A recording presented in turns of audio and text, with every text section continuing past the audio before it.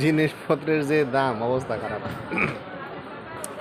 আমার এক বড় ভাইয়ের সাথে দেখা, এক লাউয়ের মানে ছোট একটা লাউয়ের দাম 100 টাকা, সব বলে 100 টাকা কেজি।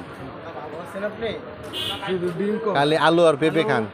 হাই ডিম কম স্যার 10 টাকা। হ্যাঁ, ডিম 10 টাকা কম স্যার। ডিমের দাম কম, 10 টাকা কম। তাহলে ডিম আলু আর পেঁপে চালাই যান, অন্য সবজির দিক বা একদম তাকানো যাইব না। গেলে অসংখ্য ভালো লোক, ওনাকে সবাই সাপোর্ট করবেন, ফলো, লাইক, শেয়ার, কমেন্ট সব কিছু করবেন। রাব্বির কাছে আসলে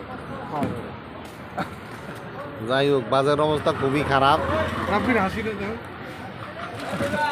এই হেতারা দোকান হাজাইয়া বইয়া রয়েছে টাকা নেওয়ার লিগে। পাবলিকের কাছে তো টাকা নাই, সব দাম দাম দাম।